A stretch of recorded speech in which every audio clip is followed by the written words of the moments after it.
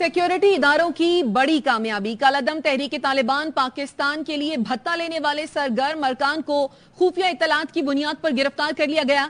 गिरफ्तार अरकान ने भत्ता लेने के तरीकाकार के हवाले से बड़े इंकशाफात कर दिए। गिरफ्तार अरकान मुख्तलिफ तरीकों से कालादम टीटीपी को भत्ताखोरी में मुआवनत फराहम कर रहे थे। मुख्तलिफ शहरों में कार्रवाइयां, 13 दहशतगर्द गिरफ्तार कर लिए गए। तर्जुमान सीटीडी के मुताबिक कार्रवाइयां लाहौर, अटक, बहावल नगर, जहलुम, बहावलपुर, शेखुपुरा और रावलपिंडी में की गई। बारूदी मवाद, 29 detonators, prima card, mobile phone, असलहा, गोलियां और नकदी बरामद की गई। कराची के इलाके औरंगी इस्लाम चौक गाड़ी पर फायरिंग से कार सवार की हलाकत। फायरिंग करने वाले चारों पुलिस एहलकारों को हिरासत में ले लिया गया है। मजीद क्या तफसीलात है, नजीर शाह बताएंगे। जी नजीर।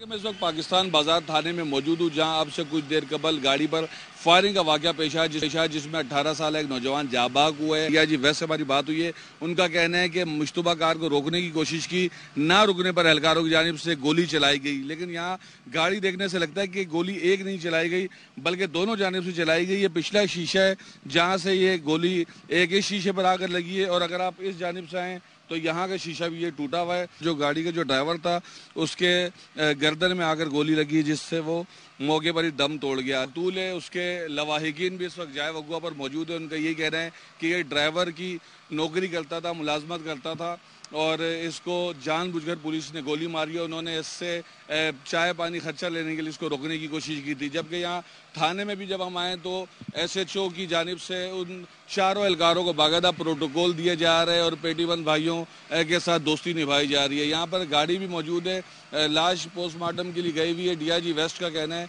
कि जैसे ही पोस्टमार्टम की रिपोर्ट सामने आ जाएगी उसके बाद इन चारों एहलकार जिनको हिरासत में ली गई है इनके खिलाफ मुकदमा भी दर्ज कर लिया जाएगा, और इस हवाले से मजीद जो तफ्तीश है उसका अमल जारी है। आगे बढ़ते हैं। नौशहर फिरोज में घरेलू मुलाजिमा फातिमा कत्ल केस। फातिमा की वालिदा ने SHO पर कत्ल की धमकियां देने का इल्जाम आयद कर दिया।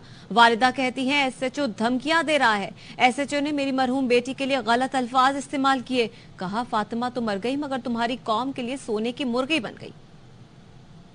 खड़ाइण जी ऐं मूंखे माराइण जी धमकी ॾेई वियो आहे। मां हिन खां ड्रिजां थी, ऐं मुंहिंजे फातिमा खे बि लफ़्ज़ ॻाल्हाए वियो आहे त इहो फड़ण जे लाइ सोन जी मुर्गी आहे। मां फातिमा ते इहे लफ़्ज़ कान संदसि, मूंखे गनी हूंदा ते नथो खपे। SP हे पीरनि जो माण्हू आहे। खैरपुर में घरेलू मुलाजमा फातिमा कत्ल केस में मुलजिम पीर फयाज शाह पर एक और मुकदमा दर्ज कर लिया गया। पुलिस मुकदमे में मुलजिम पीर फयाज समेत 8 अफराद को नामजद किया गया है। खैरपुर की इंसदादे दहशतगर्दी अदालत ने मुलजिम फयाज शाह को 5 दिन का जिस्मानी रिमांड पर पुलिस के हवाले किया। पुलिस ने अदालत से 14 रोजा जिस्मानी रिमांड की इस्तदा की थी। पीर फयाज शाह पर रानीपुर की हवेली में मुरीदों को जमा करने, केस पर असरअंदाज होने और मुदाखलत के इल्जामात पर मुकदमा दर्ज किया गया है। दीगर मुलजिमान में मंसूर दायो, अली डिनो मंगी, वलीद दाहरिया, नबी बख्श कलहोड़ो, मजीद मल्ला और फयाज वासियो शामिल हैं। मुस्लिम लीग नून के लंदन में होने वाले इजलास की अंदरूनी कहानी सामने आ गई। नवाज शरीफ ने कहा खुशी है तमाम इदारे अपनी हुदूद में काम कर रहे हैं। अगर माजी में ऐसा होता तो आज पाकिस्तान की सूरत हाल मुख्तलिफ होती। मजीद क्या रही इस इजलास की सूरत हाल जानेंगे अजहर फारूक से। जी अजहर बताएगा। जी अजहर। जी लंदन में मुस्लिम लीग नवाज का जो आला सतही इजलास हुआ था, जिसमें मुस्लिम लीग नवाज के मरकजी रहनुमा शरीक थे, जिनमें साबिक वज़ीर आज़म मियां शहबाज शरीफ और पार्टी की दीगर लीडरशिप मौजूद थी। उसके 2 सेशन हुए थे जिसमें तफसीली तौर पर मुल्क की जो मौजूदा सूरत हाल है उसका जायजा लिया गया और नवाज शरीफ की वतन वापसी के हवाले से भी बात हुई। नवाज शरीफ ने इस मौके पर कहा कि खुशी है कि तमाम आईनी और रियासती इदारे जो हैं वो अपनी हदूद में काम कर रहे हैं। उन्होंने ये भी कहा कि इदारों का अपनी हदूद में काम करना ही हमारा मुतालबा रहा है। उन्होंने कहा कि माजी में ऐसा हो जाता तो आज पाकिस्तान की सूरत हाल मुख्तलिफ होती। नवाज शरीफ ने यह भी कहा कि इक़्तिदार अगर उन्हें मिला तो अवलीन तरजीह आम आदमी को रिलीफ फराहम करना होगी। उन्होंने कहा कि अगर आवाम को रिलीफ ना दे सकते तो ये बहुत बड़ी गंभीर सूरत हाल होगी इस मुल्क के लिए। उन्होंने कहा कि उम्र के इस हिस्से में वो कौम से कभी भी झूठ नहीं बोलेंगे और इक़्तिदार संभालने से कमल तमाम हक़ाइक़ जो है वो कौम के सामने रखेंगे। उन्होंने कहा कि मुल्क में सरमायाकारी लाने के हवाले से मुख्तलिफ ऑप्शन मौजूद हैं और बैरूनी दुनिया बिलखसूस दोस्त ममालिक के साथ उनके राब्ते हैं और उनकी ये कोशिश होगी कि इन राब्तों के नतीजे में पेशरफ्त हो। उन्होंने ये भी कहा कि इस हवाले से वो अपने तमाम शुरका को जो है वो एतमाद में भी ले रहे हैं اور انہوں نے تجاویز بھی لی کہ مستقبل کے حوالے سے تجاویز بھی جو ہیں وہ ان کو پیش کی جائیں. بہت شکریہ اظہر فاروق. نگراں وفاقی وزیر اطلاعات مرتضی سولنگی کہتے ہیں الیکشن کمیشن نے جنوری میں انتخابات کا اعلان کیا ہے. حتمی تاریخ کا اعلان بھی جلد ہوگا. نگراں حکومت کے ذہن میں کوئی الجھن نہیں. نواز شریف جیل کی دیواریں توڑ کر نہیں گئے تھے, حکومت اور عدالت کی اجازت سے گئے تھے. ملک میں 90 دن میں انتخابات کا وعدہ کر کے 11 سال گزار کے لوگ ہیں. کچھ لوگوں کا کاروبار ہے الجھنیں پیدا کرنا. حکومت کے ذہن میں کسی قسم کی الجھن نہیں ہے. الیکشن کمیشن نے اعلان کیا کہ جنوری کے آخری ہفتے میں انتخابات ہوں گے. بہت خوش ہیں. مجھے یقین ہے کہ جلد ہی حتمی ہے وہ بھی دے دی جائے گی. جیل کی دیواریں توڑ کر نہیں گئے تھے. عدالت اور اس وقت کی حکومت کی اجازت سے باہر گئے تھے. وہ جب تشریف لائیں گے آئین اور قانون اس کے حساب سے ان کے ساتھ سلوک ہوگا. ہم احتساب کے ایجنڈے پر نہیں آئے. ہم ان جھگڑوں میں نہیں پڑتے. یہ سیاسی جماعتیں خود ایک دوسرے سے اس معاملے کو دیکھیں. ہم فوکسڈ ہیں اپنے کام پہ. پاکستان کی تمام رجسٹرڈ سیاسی جماعتوں کو برابر مواقع فراہم کیے جائیں. جس طرح سے ڈالر کی قیمت کو نیچے کیا ہے, پچھلی باری جو اعلان ہوگا اس میں کافی امکانات ہیں کہ پیٹرول کی قیمتیں کم آئیں گی.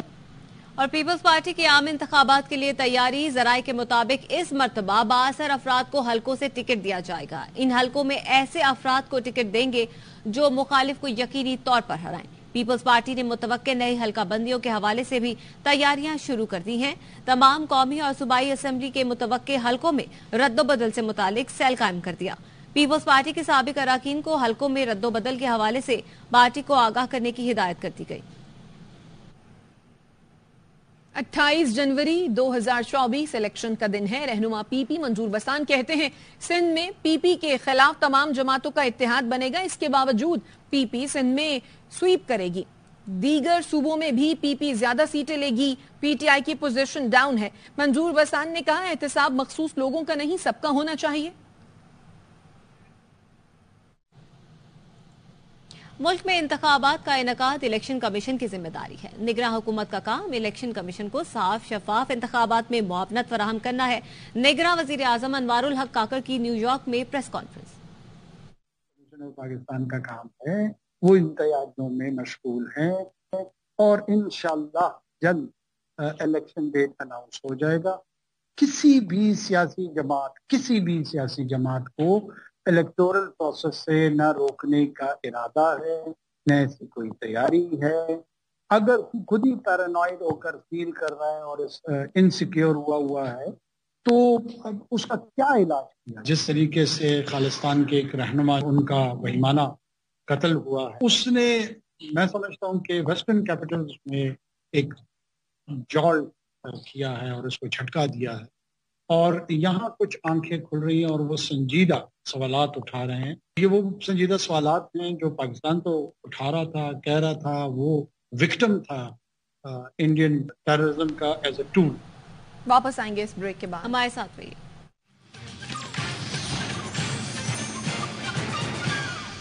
Welcome back. سائفر کیس میں چیئرمین پی ٹی آئی کی ضمانت کی درخواست سماعت پیر کو ہوگی. رجسٹرار اسلام آباد ہائی کورٹ نے آئندہ ہفتے کی کاز لسٹ جاری کر دی جبکہ اٹک سے اڈیالہ جیل منتقلی کی چیئرمین پی ٹی آئی کی درخواست 25 ستمبر کو سماعت کے لیے مقرر کر دی گئی ہے. عدالت نے فیصلہ محفوظ ہونے کے بعد کیس دوبارہ سماعت کے لیے مقرر کیا ہے. دونوں درخواستوں کی سماعت چیف جسٹس عامر فاروق کریں گے. لاہور کی انسداد دہشت گردی عدالت نے ماڈل ٹاؤن میں نون لیگ کا آفس جلانے کے کیس میں میاں محمود الرشید اور اعجاز چودھری کو 14 روزہ جوڈیشل ریمانڈ پر جیل بھجوا دیا. عدالت نے ملزمان کو 7 اکتوبر کو دوبارہ پیش کرنے کا حکم دیا. عدالت نے تفتیشی افسر کی مزید جسمانی ریمانڈ کی استدعا مسترد کر دی. انسداد دہشت گردی عدالت کی ایڈمن جج ابھر گل خان نے سماعت کی.